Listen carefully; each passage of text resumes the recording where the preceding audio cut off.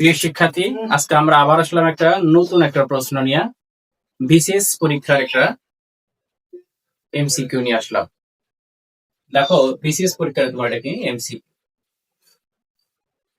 এখন দেখো, এখানে চারটা অপশন উল্লেখ করা আছে। এটা 35তম বিসিএস পরীক্ষায় এটা এসেছিল কিন্তু। তাহলে দেখো, 12 এর কত শতাংশ 18 হবে? কত শতাংশ? কত শতাংশ কি হবে? 18 হবে। আমরা জানি পার্সেন্ট মানে আমরা জানি কি শতকরাকে বোঝায়, 100 থেকে পার্সেন্ট। ঠিক আছে, তাহলে আমরা আমরা করতে পারি। ঠিক আছে, তাহলে কি কত তোমার 12। আচ্ছা, তাহলে আমরা করতে পারি 12 গুণন কত তোমার একটা সংখ্যা ধরি আমরা x% সমান কত তোমার এখানে 18 কিন্তু, তাই না? তাহলে এখন দেখো, যেহেতু মনে করো যে বলা হয়েছে যে শতাংশের কথা বলা হয়েছে, শতাংশের কথা বলা হয়েছে, তাই না? তাহলে এখন দেখো আমরা, আর এই যে x% এটা কিন্তু আমরা ধরে নিয়েছি, কিন্তু x% কিন্তু কি করেছি? ধরে নিয়েছি।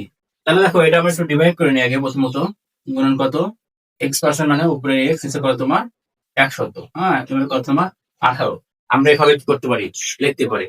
তাহলে এখানে দেখো, এই যে এক্সটা, এই এক্সটা কিন্তু আমরা এখানে রাখাই দেবো।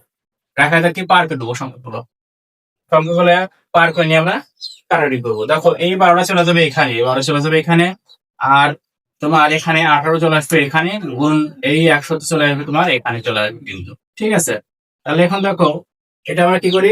কাটাকাটি করি। কত দেখো, 6 দুগুণে কত হয় তোমার 12, তাই না?